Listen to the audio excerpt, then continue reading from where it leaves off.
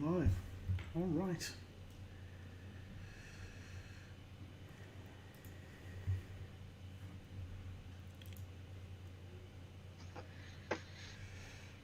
Transition. Well, hello there, everyone.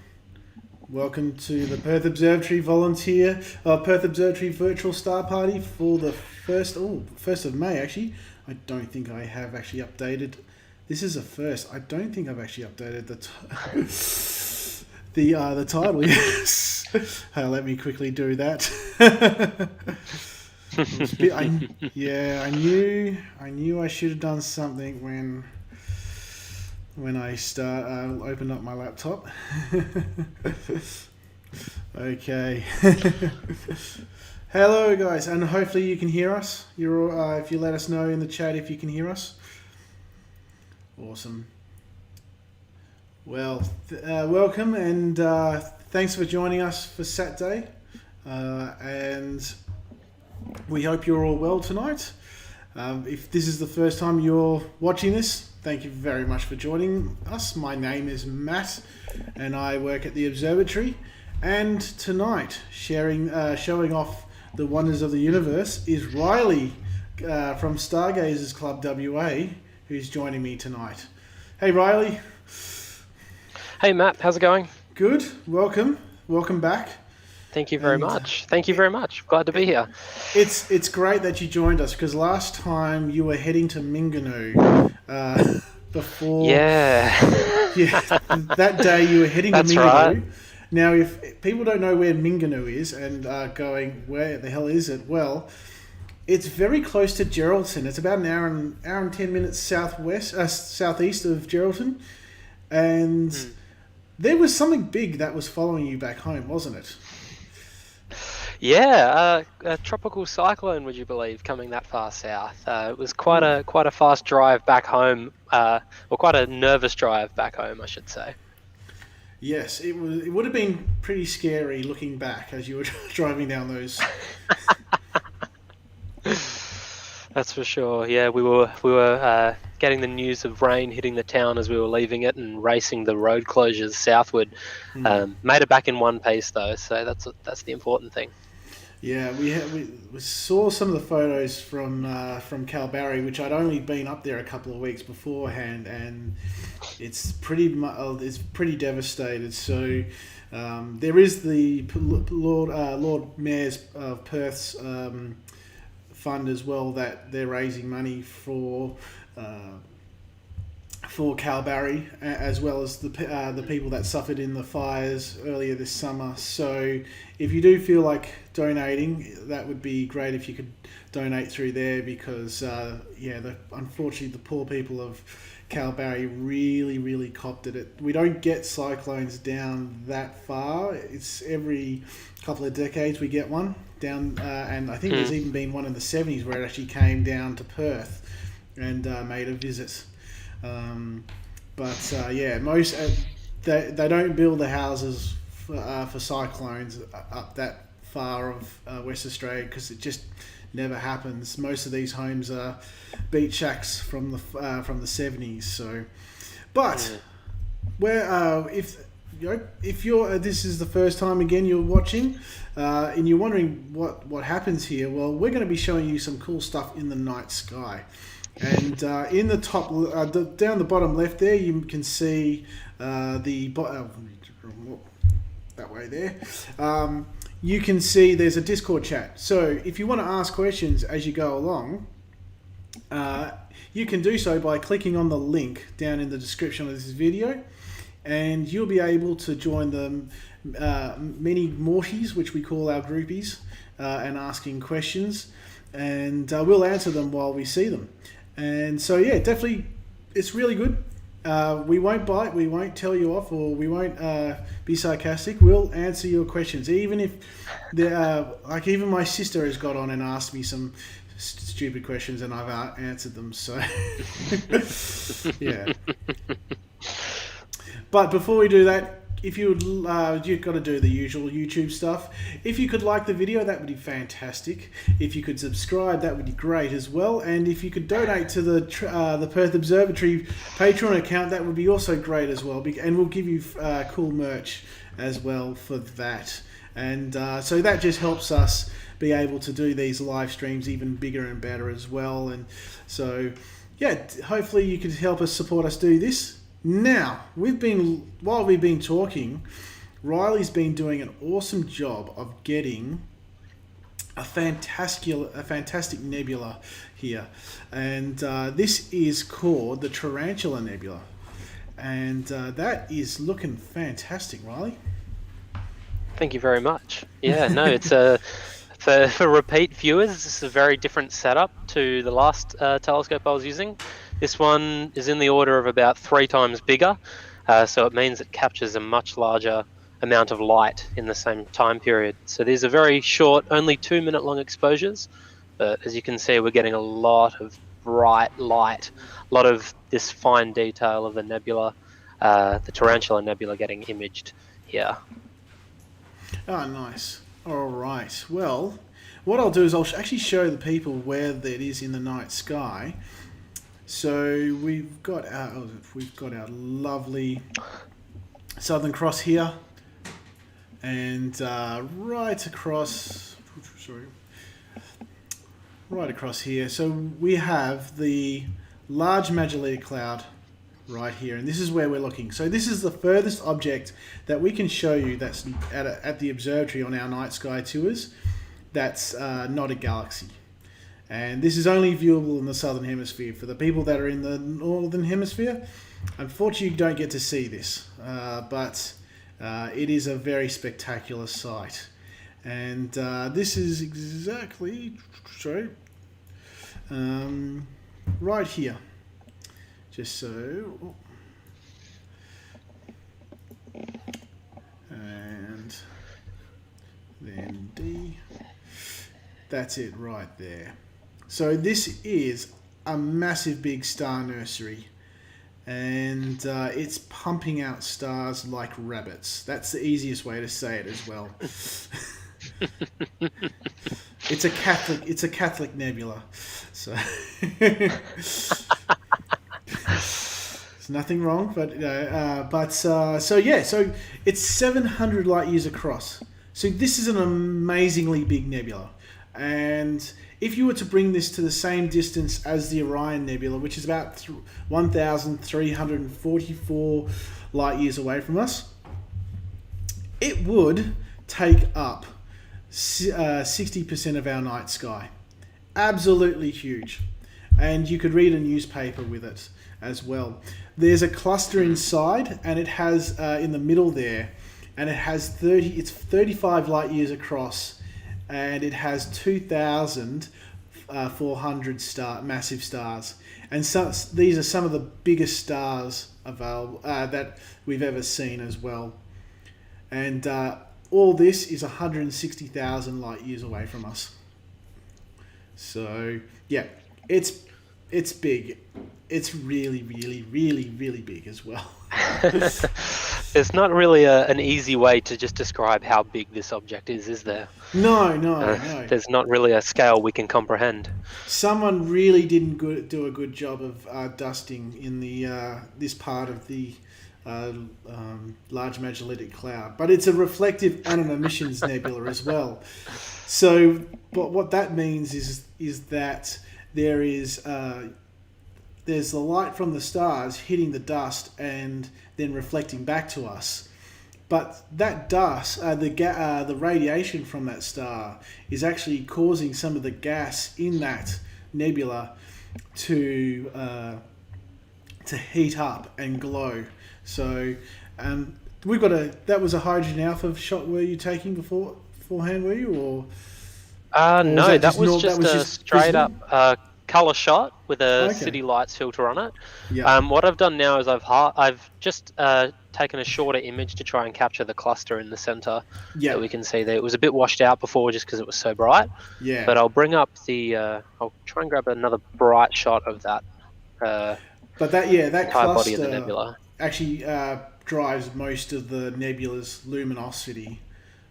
So you've got a group of nearly 2,500 stars that are lighting up that whole area, and in the night sky. It's about the same, slightly larger than the size of the full moon as well.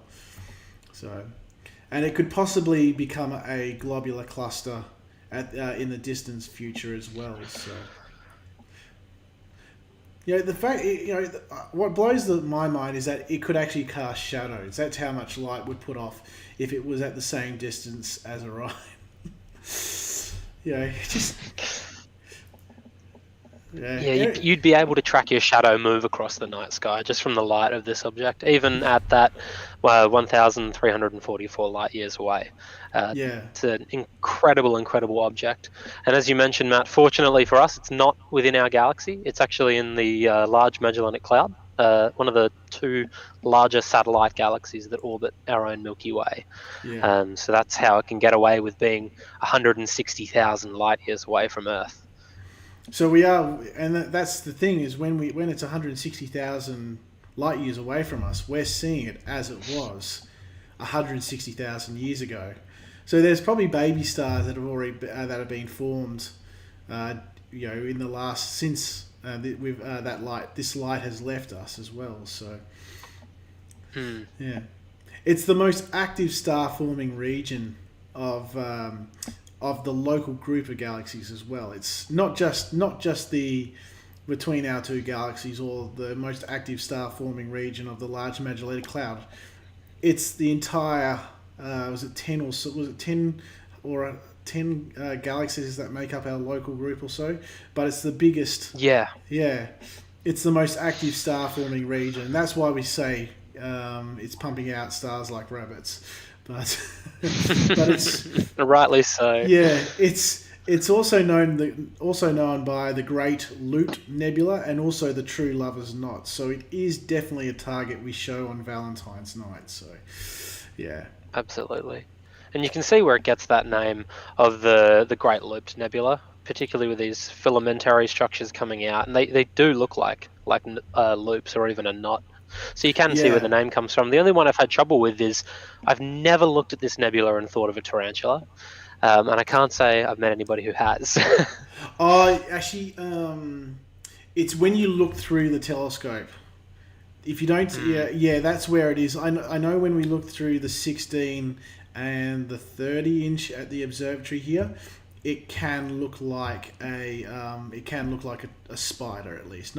Not exactly a tarantula, but obviously some people have more of an imagination than I do as well. So, but the last visible supernova was actually found was seen near here as well. It was supernova that was actually happened on my first birthday. So unfortunately, it didn't happen on my birthday. Because, the foretelling of the great Matthew was... but yeah, on the 23rd of February 1987, SN 1987A,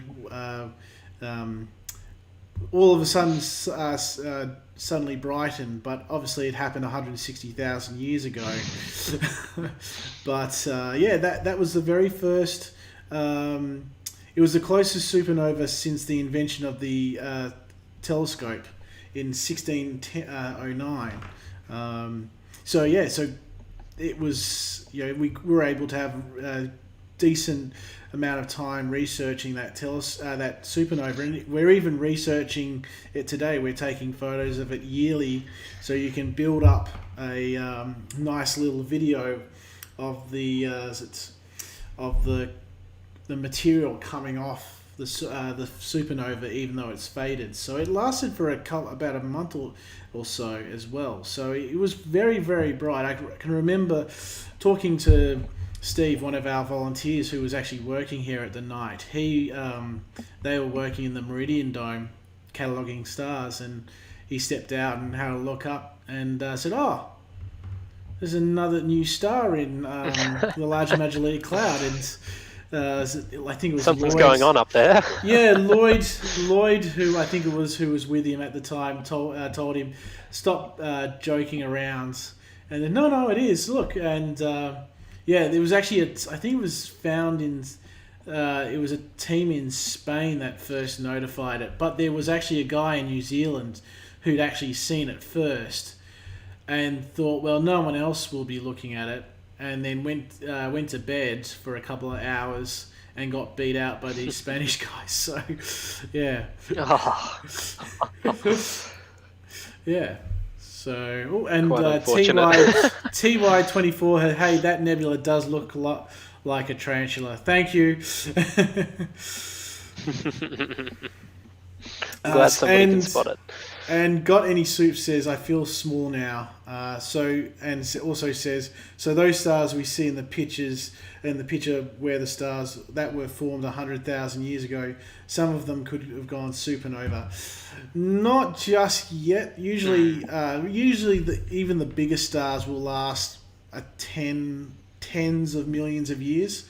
But there will have probably been stars within that have died, maybe possibly within that time as well. We just haven't seen them blow up yet. So, all right. So, shall we go on to the next one? We're going to do the southern. Absolutely, I'd be happy to do the southern beehive cluster. Cool. Southern beehive cluster, not a problem. I'll stop my guiding so my software doesn't scream at me, and I'll send the telescope on its way. Actually, while we're doing it, do you want to tell the people what software you're using for tonight? Yeah, so the software on screen right now is a software called PHD2, which stands for Press Here Dummy 2. The idea being telescopes can do a pretty good job of tracking things in the sky, but there is human error with how accurately we set them up and whether or not they're actually pointing south of all things when we assemble them. So in this case, we like to use software to back it up for us and make the job happen even better. So you can see on the screen there's a series of blue and red lines. These are the little steps that my computer is making to tell me that, tell me how far off I was from my original tracking position. So I'm going to reset them now, and I'm going to get the telescope tracking because I've already calibrated earlier tonight. Awesome. And I've got a problem with the exposure, so should be fine. Okay, so while you're looking after that, we'll go and we'll show you where exactly this star cluster that we're looking at. So we zoom in, and this is it right here. And zoom in so we can track. And there you go. So this is called the Southern Beehive Cluster, or also the Sprinter Cluster as well, and Diamond Cluster as well. And can go. You can, if you've got your telescope, you can get there with the NGC number NGC 2516, or it's also called C96 as well. And yeah, so, but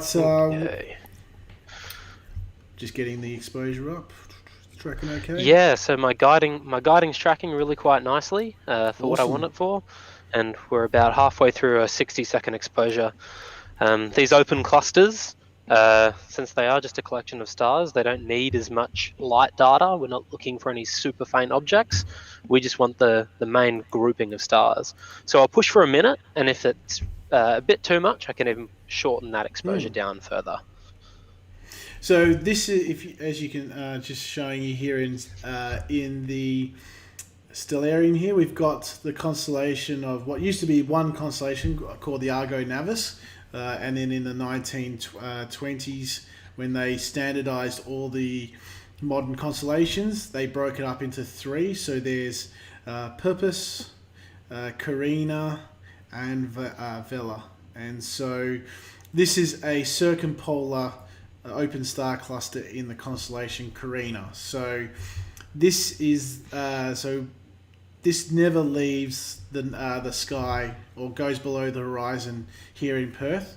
and it's all, as an open star cluster. This is the next stage from a nebula. So a smaller nebula like the Orion Nebula, this will end up making all the stars it can, and you'll get an open star cluster of very young stars, and they will look a little bit like this. So yeah, we've had the jewel box beforehand, and now we're having... Ooh, that looks nice. Thank you very much. And so yeah, so it's called the Southern Beehive Cluster because it looks fairly similar to the Beehive Cluster, Messier M44, which is visible from the northern hemisphere, and it's relatively quite close, 1,300 light years away from us. So we're seeing them as they were. Was it so 1,000? So we're looking at around the 1700. No, it was 700. 700 BC. 700s. Yeah, 700 AD. So I'm guessing just after the fall of Rome. Just about. Yeah. Let's have a look. What was happening back in around 700? Was it? It's about 680 AD. So the leap was starting on the Sunday on the Julian calendar. The Byzantine-Bulgarian War was happening. So the Byzantines were quite active. Kim Wampa was deposed after an 8-year reign and forced to retire to a monastery, and his succeeded by Erwig, who became ruler of the Visigoth kingdom. It's lots of death, lots of wars.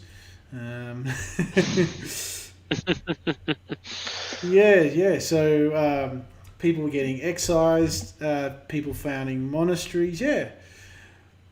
So it was pretty interesting time around there. But yeah, the Byzantines, which was what used to be the Eastern Roman Empire,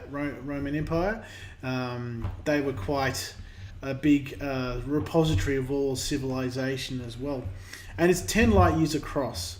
So if there was light from one side to the other side, to get to the other side, it would take 10 years as well. And for some idea how big that is in units that we're actually familiar with, a light year is around the 9 trillion kilometer mark. 9.5 trillion. About 9.5. Yeah, 9.5 trillion. So this cluster is 95 trillion kilometers wide. So very, very hard number to wrap your head around. Yeah. And it's 150 million years old. So think of it as, preteen, just coming into a teenager, for homes, for stars. And it contains about 100 stars as well. So basically, and Got Any Soup says, we're basically looking back in time. Yep. That's exactly And this one was first discovered in 1752 by Nicholas Louis de la Caille, and it's a naked eye. It's a naked eye object which you can see. We can see it here at the observatory. Obviously, it's better if you get out into the country as well, and it's a good object for binoculars. As well. So when we say we've got diamond cluster, it's also called the Fisher's cluster and Sprinter cluster. The C96 is actually from the Cadwell catalogue, which was compiled by Sir Patrick Moore, who was a very, very famous British astronomy outreach person, and so he couldn't use M for his name because Charles Messier has his M catalogue, so he used his surname was Cadwell Moore, so he used the C. And it's not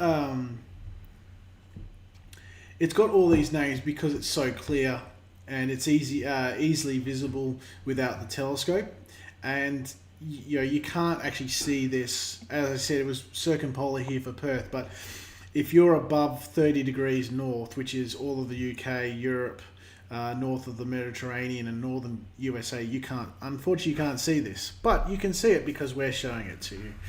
So, but yeah, these are. And Yep. after you, Matt. Sorry, my bad. No, go ahead, my good sir. Yeah, so another reason in that case then about the different catalogues, because we've already mentioned that this object belongs to the Cadwell catalogue as well as the NGC, the New General catalogue. Yeah. Astronomers were surveying the night sky all over the world, and in the 1700s, you didn't have instant communication from country to country. You didn't upload your catalogue to a database somewhere. They were kept in physical books and storage. So oftentimes we have objects in the night sky appearing in more than one catalogue just because people weren't aware that other people had found them yet. Yeah. And the cool thing with these stars, they will move off and they'll go on their own ways around the galaxy. It doesn't take a lot for them to get distorted because one star comes too close and kicks out the star, and on the way it disturbs other stars' orbits. So eventually, we've got about a couple of hundred million years of enjoying this cluster before it goes. So I don't know whether if you plan to live forever, but I certainly do. So it's only just just getting started for you then. yeah, it's just getting started. Just got a bit of time to kill, but do you want to do Centaurus A galaxy? We'll do some galaxies now. Absolutely.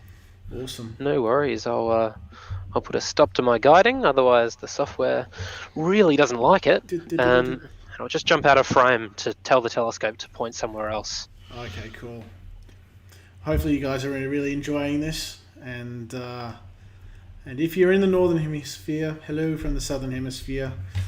And actually, while we're at it, we do have the Bickley Harvest Festival happening this weekend around the Observatory. So all the local wineries, the cideries, the restaurants and orchards doing special events, and there's some really good food on offer. And the Observatory is open from 11 till 5. So we're doing guided tours of our historical telescopes, and also we've got fairy doors as well for the kids. And we're doing kids activities as well. So if you want to come up, the tours are 20 for an adult, 10 for a concession, and 5 for a child aged 5 to 17. It's free if they're younger.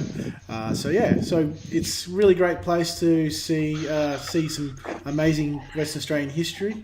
And if you come after 2, I'll be one of the guides.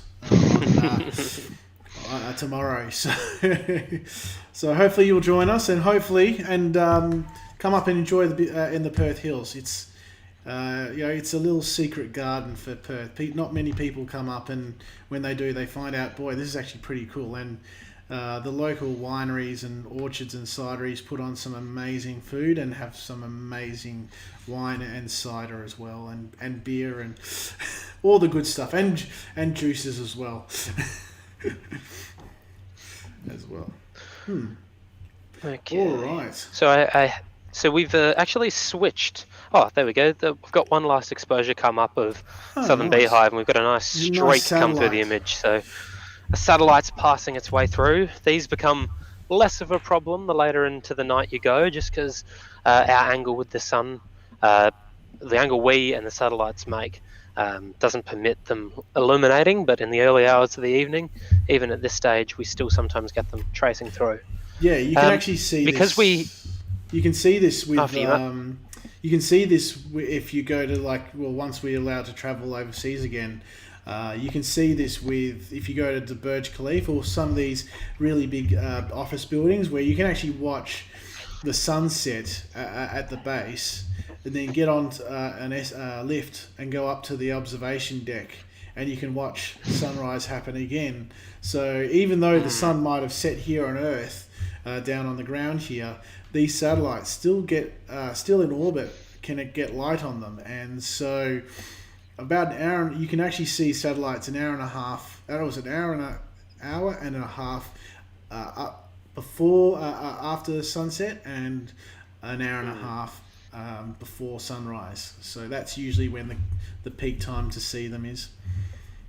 All right. So what I'll do is while you're setting up the shot, I will be showing you guys where it is.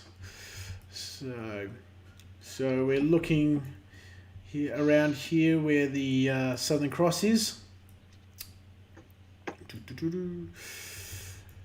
And right in the shoulder blade, right here. This is where Centaurus A is. And it's a pretty fantastic galaxy. So right there. Woo, woo.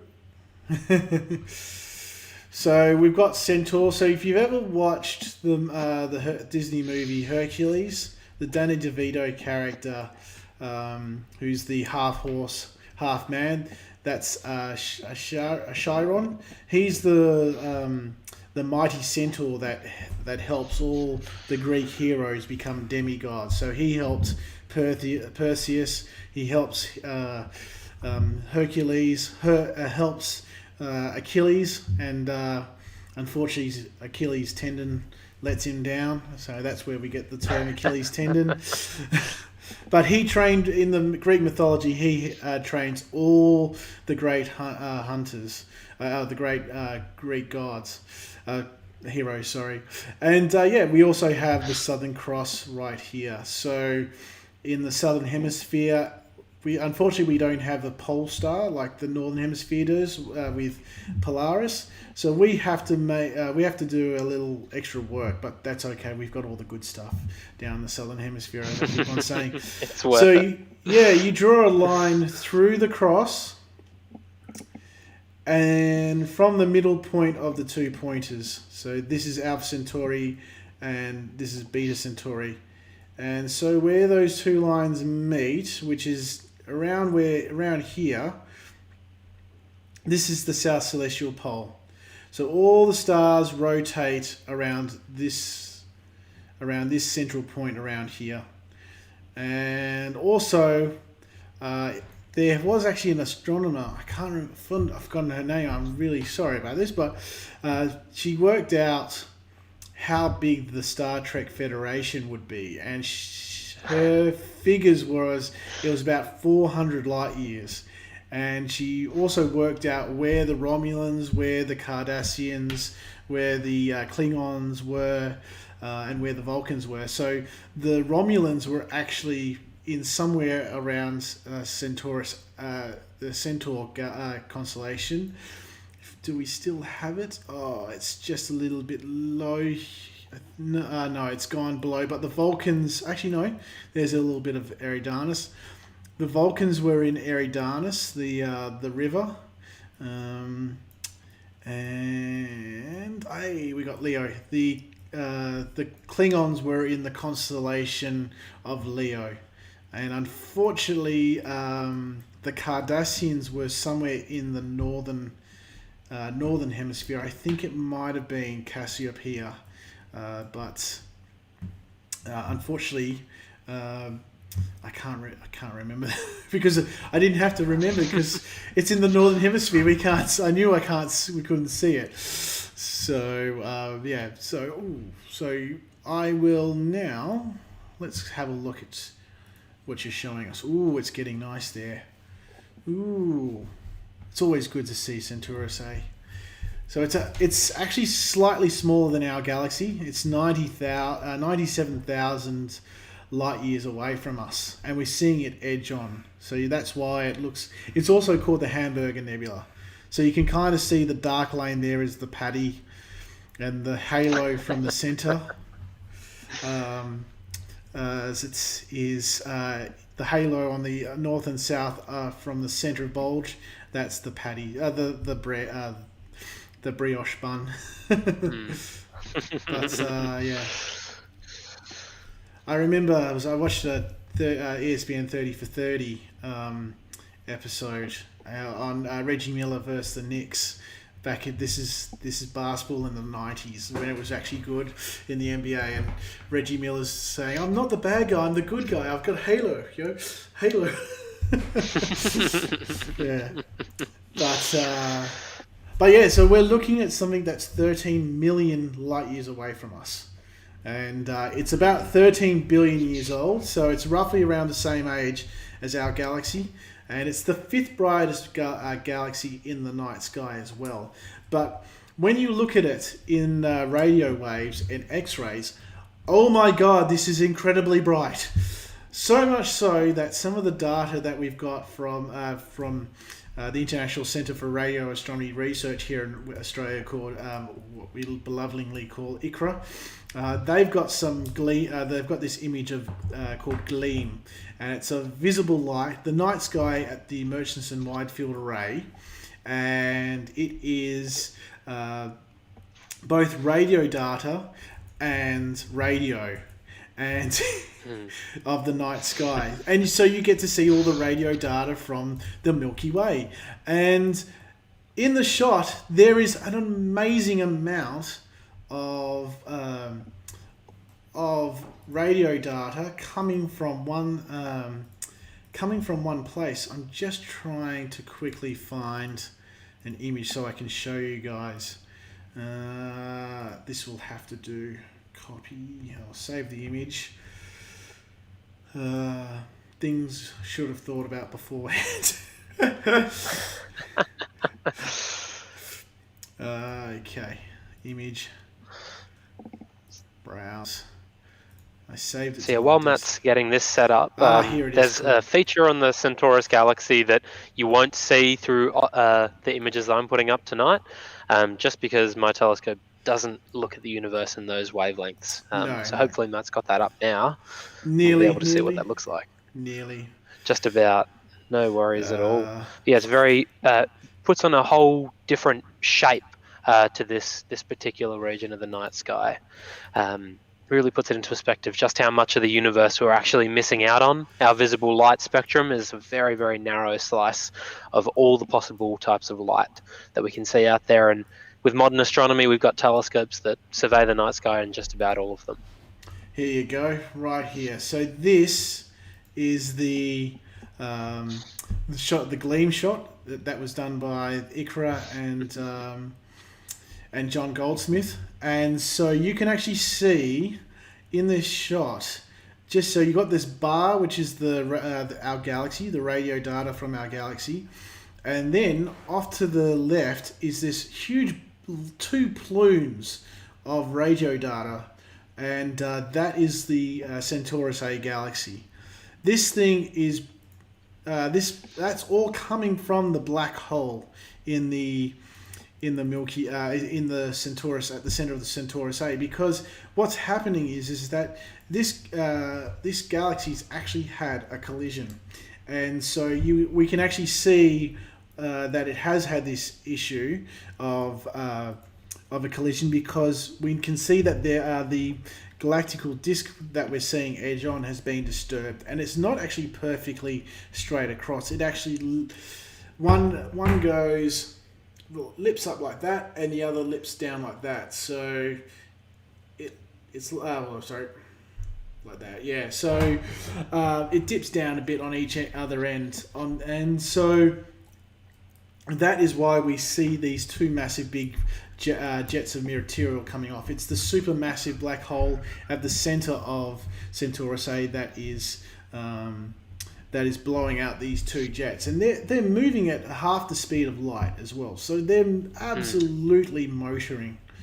But this was actually discovered here in Australia. It was discovered in 1826 by Scottish astronomer James Dunlop at the Parramatta Observatory in New South Wales. Unfortunately, it's not there anymore, but they do have a plaque to say that this was where it was in Parramatta in New South Wales. So if you do live in New South Wales, you can hunt around for it in Parramatta, or if you do go to New South Wales, you can maybe, you got to stop off in Parramatta. It's a lovely place there, and you know, it's a starburst galaxy, so it's undergoing a period of intense star formation, and that's because of this collision.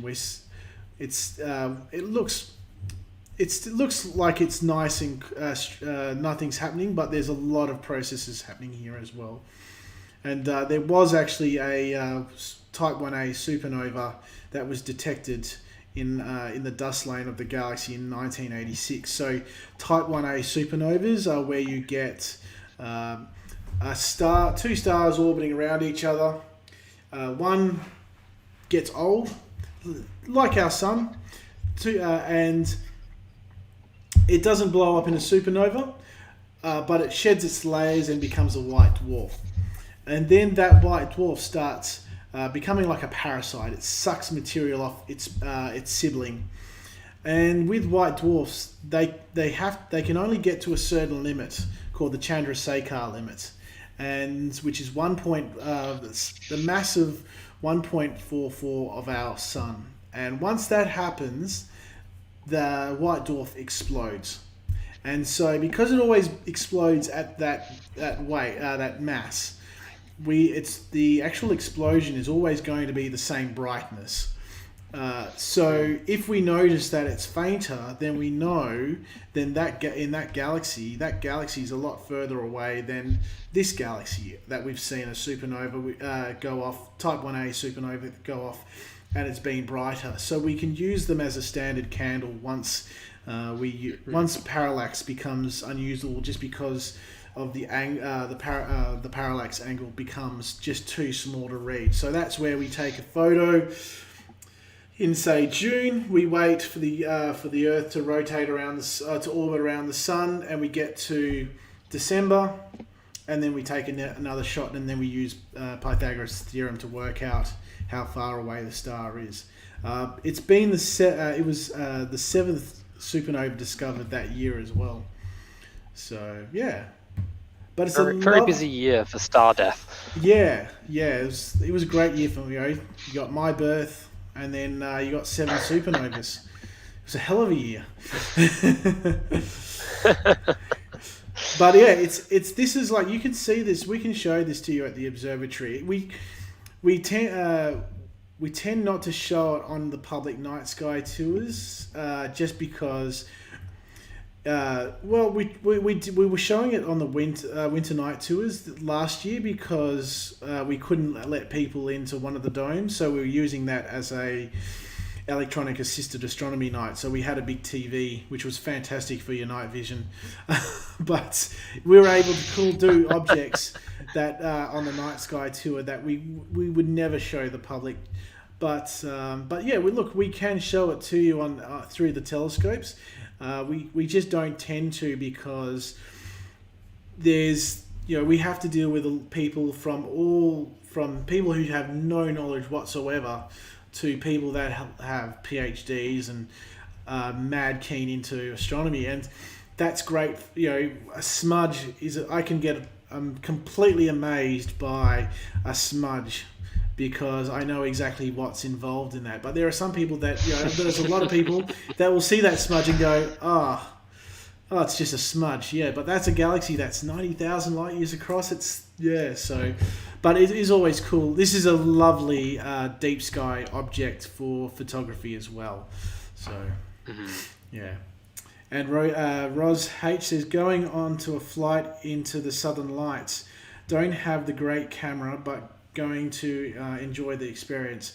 Hoped for at least one good photo. Well, good luck. Hopefully you do get those shots, but if you don't, the fact that you get to experience it is amazing. So I'm one of these people that I've learned that I'd rather not take photos and just enjoy the experience myself than take a whole heap of photos and not really have a proper memory of it. But yeah, good luck with the shots. Hopefully you get some really nice ones. I'd actually planned my trip back in 2018 on the way back from America. I was going to fly from WestJet, so I was going to fly from New York to Toronto, and then I was only going to be in transition in Toronto, but then to London for a couple of days. And I was hoping that I booked myself on the left side of the plane, so I was looking towards the Arctic, and I was hoping to get to see the Aurora Borealis. And we got out to the runway, and you can see all the lightning and all that kind of stuff. And the pilot comes over the line, and goes, "Yeah, we're not going to be able to. We're going to have to go back to the airport because we've got no weather radar and we've got massive big storms on the way." And that's not a good thing not to have your weather radar. So we're hoping it's a turn on, turn off thing. And it was like, no, it's not. And I ended up having to race to JFK and get a flight from there to London with British Airways, which they were fantastic.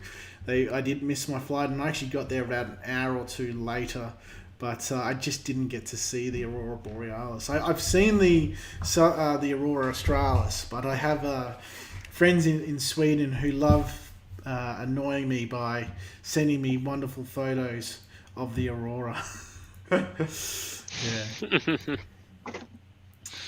So... do you think we should go to? So you've got we're getting photos. Yeah, of I've jumped across to our next target for the night. Thank you I've very got an much exposure for that. here ready when you are. All right, cool. So what we'll do is I'll zoom out, and we're only going to go a little bit. We're only moving a little bit further away, and we're going to go to M83, and. This is the Southern Pinwheel Galaxy. Now, if you're into your French electronic bands and you're wondering, hey, there's a band called M83. And yes, there is a band called M83. And yes, they're named after this galaxy. So this galaxy has a French band called M83 named after it. And it's a very spectacular galaxy. And it's called the Southern Pinwheel Galaxy because it's very much like the Pinwheel Galaxy in the Northern Hemisphere, which is M101 as well. And so let's have a look. I'll go back to your screen. No worries. All right. So this shot we've got here is basically the raw data that comes in from the camera. Yeah. It doesn't look like very much, but when I play at the top right here and I stretch, it's called stretching my histogram, looking at what kind of light I want, I can chop off some of the stuff I don't need, and this is when we get when the deep sky object starts to make itself known. So I'll just be careful not to overcook it, but we've got that spiral galaxy coming in just here. Yeah. Very nice. So you can see that bar across the center, a rectangular formation, similar to our own Milky Way, and then these spiraling arms coming out out of the ends of that bar. There's a bit more galaxy there. I'm hoping to pick up more of it with this next exposure. Only time will tell. Awesome.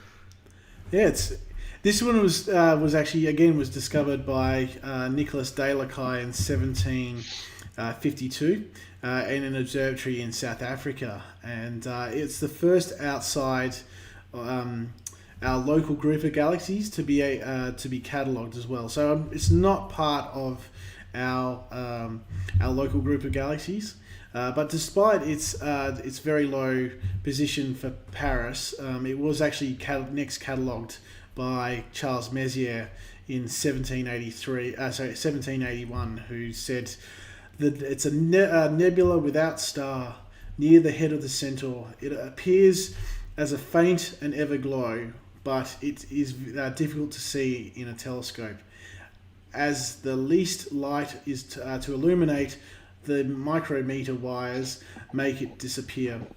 One is only able to, with the greatest concentration, to see it at all. And it's a barred spiral galaxy, as Riley had mentioned, and we're seeing it face on as well. So it's while it does look a little bit like it's more towards the Centaur, it is actually supposedly part of Hail Hydra, which is actually one of the longest constellations as well. So Yep. And Hydra is that is the beast in Greek mythology that if you cut the head off, then two grow back. So there's some really fascinating stories in Greek mythology. I've mentioned it beforehand but it's Stephen Fry, the British comedian, has a book. Actually, got a couple of books now called Mythos. There's Mythos, and then there's Heroes, and I think he's got another one coming out where he actually goes through. There's one called Troy, I think. Troy, right? that's come out. Troy's the latest one that come out. But I've got the Mythos, and a lot. Basically, all these stories are in the night sky, so it's quite amazing. I got the audiobook version, and it's him that does it, and it's about 15 hours, and I've got to go back and listen to it and actually write my notes because it was fascinating, but I started to lose it, so I've got to go back and the whole thing when you do exams, it's always better to write out, not type all that, because the physical whole thing of writing puts it in your mind. So, but it is one of the nearest and brightest barred spiral galaxies. So this is essentially what they think the Milky Way looks like. So we're kind of looking at what, unfortunately, obviously, because we're smack bang in the middle of it, we can't exactly see what our galaxy looks like. But from our observations from within it, we can work out, and this is what it would possibly look like as well. So, but it's 15.21 million light years away from us. It is actually much smaller than our galaxy. It's about half the size of our galaxy, and it's 55,000 light years across, and it's got about 40 billion stars, so just slightly under half our stars as well. And again, it's about 13.27 billion years old. So the actual spiral arms can be seen with a moderate to larger telescope. I definitely say larger telescope. If you're even in the hills, it's very hard to see it. But if you go out to the country, then you could probably, even with a larger and moderate telescope, it should be okay to see. It does have a reasonable bright nucleus, as you can see. It's quite unusually bright there, you need good viewing conditions, very good viewing conditions to see this with the binoculars as well. It's about a third of the Milky Way as well. So. And there's actually been about 6 supernovas observed in M83 since 1923. So it's very unusual that the Milky Way hasn't had a supernova in the last couple of centuries. Usually, from what we've seen of other galaxies, we get about a couple every century. And the fact that the last one was back in, I think, the 17th century. It's quite amazing we've gone so many centuries without a supernova, a visible supernova at least. And so I suppose it means we're due for one then in that case. Yeah. So Got Any Soup says, hopefully hoping to look at the moon tonight. We'll send some pics if I can get it. Yeah, great. Go ahead. Please send it. Post them in the Discord channel. It'd be fantastic. TY24 says, "Hail Hydra." Thank you very much. And yeah. It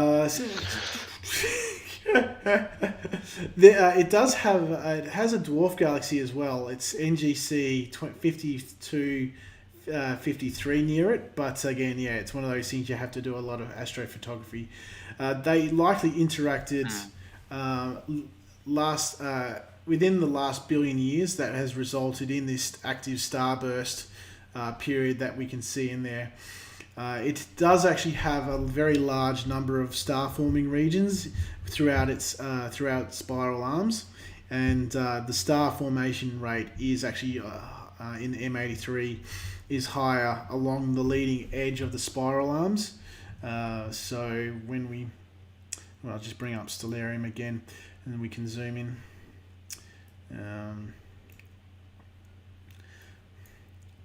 Yeah, so where we're seeing here, out here and here, that's where we're seeing a lot of the star formation as well.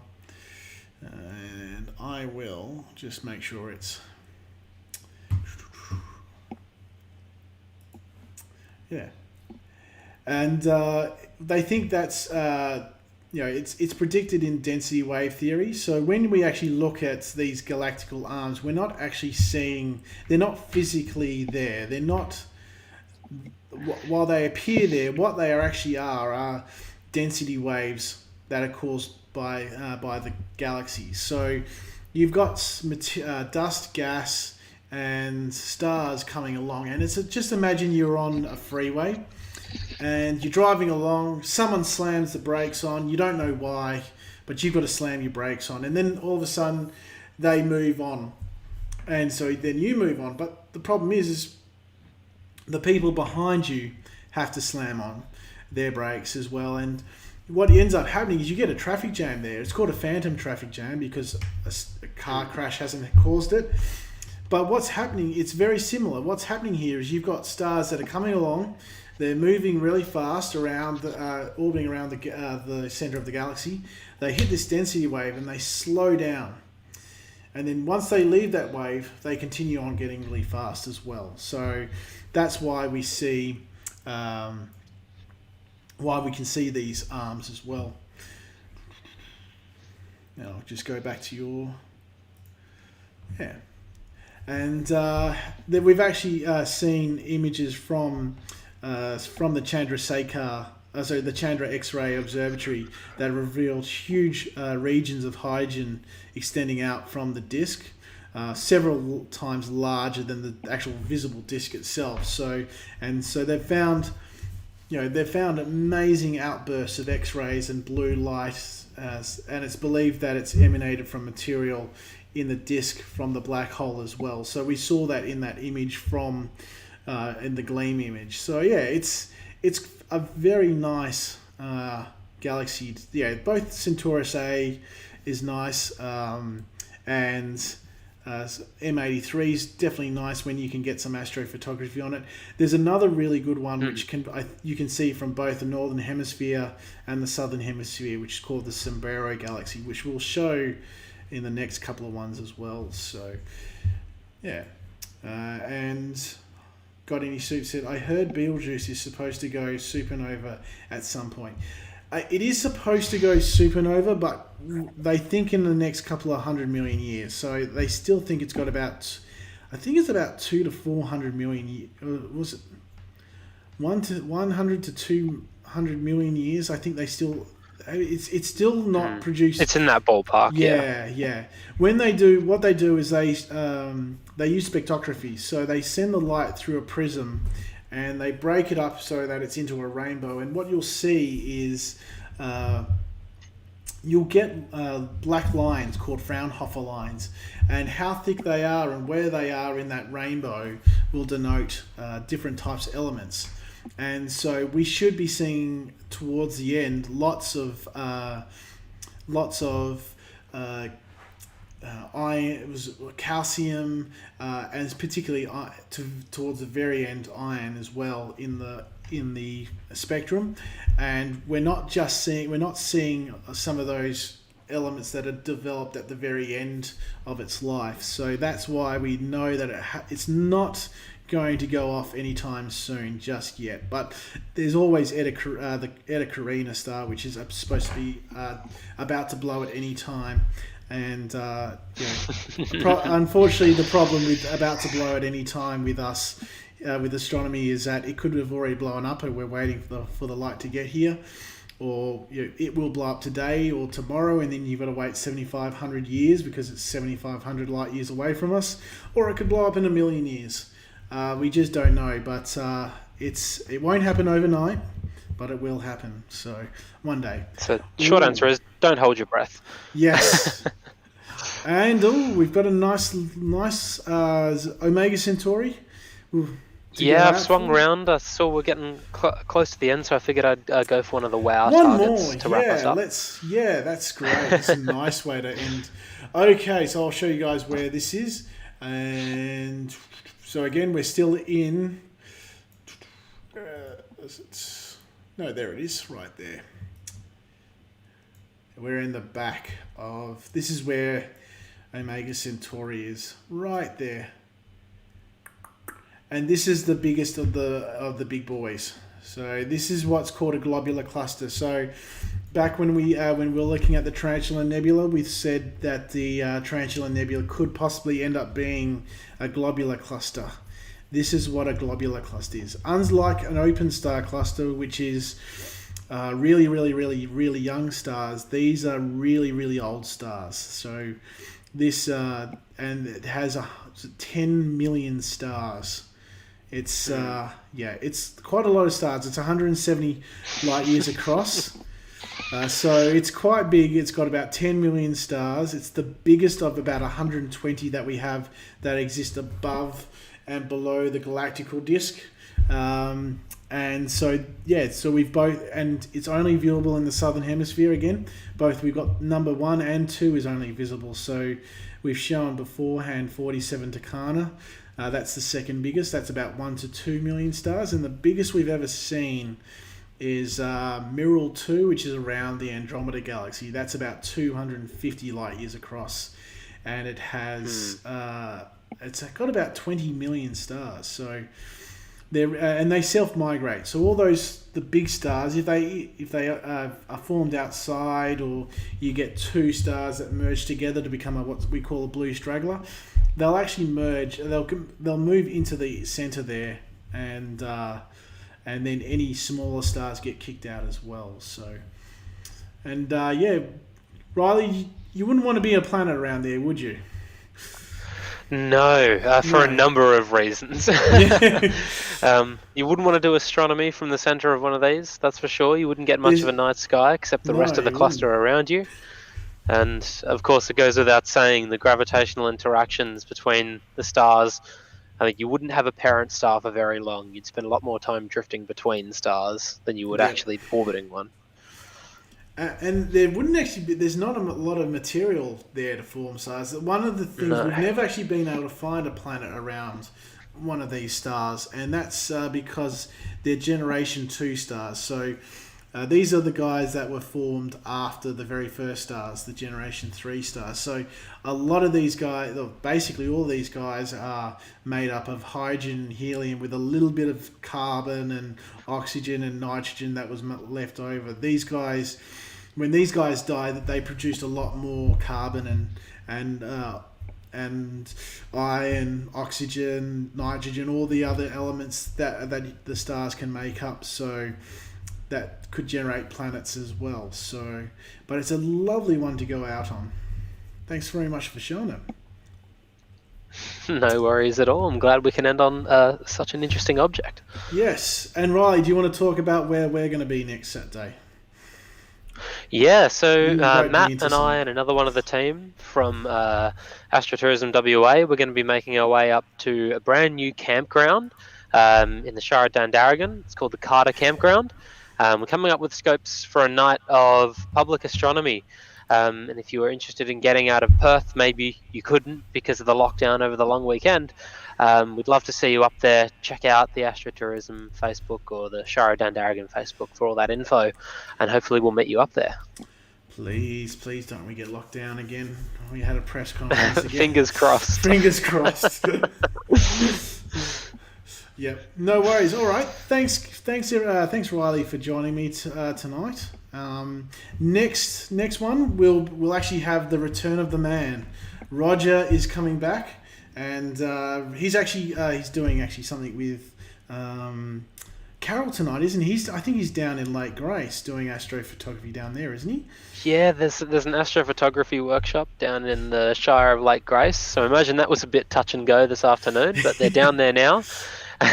Doing some nightscape photography, so trying to image that core of the Milky Way as it's starting to rise up there into the southeast, trying to get in before the moon.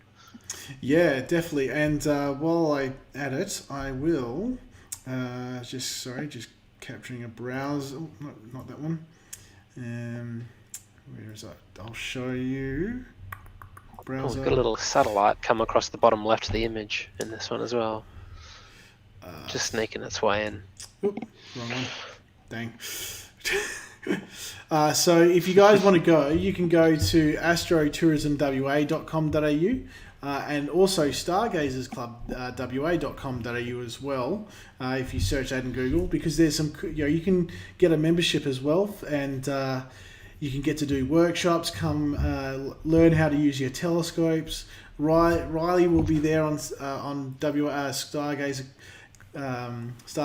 Club WA events as well, so you'll get to see Riley. So